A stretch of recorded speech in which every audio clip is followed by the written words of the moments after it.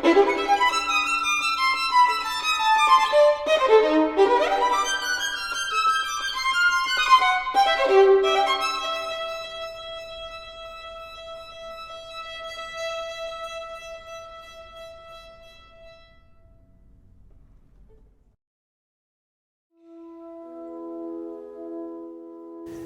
last movement of Brahms' Fourth Symphony is one of those excerpts that challenges us in so many different ways. There are so many different things to consider in this excerpt that I'm only going to talk about a few that I think are particularly noteworthy or things that I have found particularly helpful. The first concern in this excerpt is what tempo you're going to choose. This is a particularly thorny question because you might think that you want a tempo at the start of the excerpt and really not want that tempo at the end of the excerpt. There's a pretty wide range of how people commonly play this. Personally, I think that it sounds better on the slow side, and I have a few reasons for that. The first is that, as I sort of alluded to before, you want the sextuplets at the end to not feel like they're going out of control. That should be sort of the upper limit on how fast this excerpt goes. But even beyond that, I think that the Brahmsian character really is better expressed at a slower tempo. I had a conductor who has told me in the past that Brahms is never Brahms is never fast. And even when the notes themselves are fast, the pulse is not really much faster than moderato. You look at Brahms's tempo markings, they're always like equivocating with a lot of descriptors, and he never wants to say that something's truly that fast.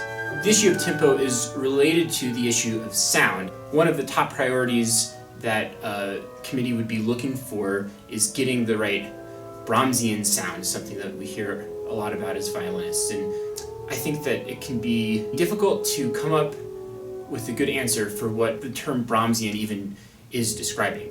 It's a temptation to actually make yourself sound bad in the quest for volume. One thing that I remind myself, especially in the beginning of this passage, is to not be blinkered by my pursuit of a loud sound.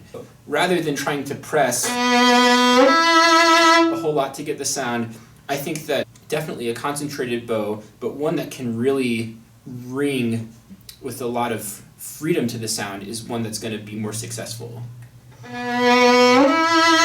You should always have your vibrato going at basically all times of this excerpt. Not that it's going to be the same vibrato all the time, but basically everything should be vibrated. It's important to identify places where we as violinists don't want to vibrate. For me, it's a second variation, so to speak, of this excerpt that starts.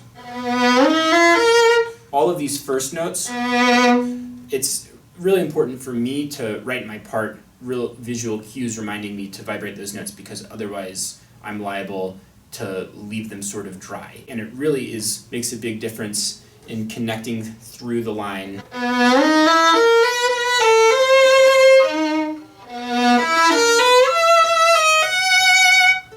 Another thing that I found helpful with this one is finding places to add pauses.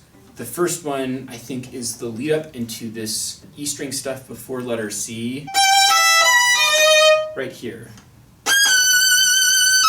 And then for all of these leaps, I really try to think of them in, I guess, like hand frame units, so that when I'm going from, sixth position to third position to whatever eighth or ninth position up here, I'm always giving myself time to get all of these big leaps.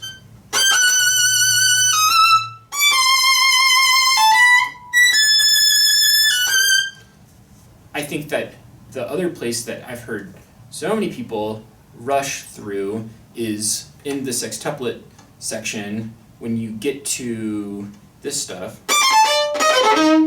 the tendency is to shortchange the space in between those two groups. And the same thing,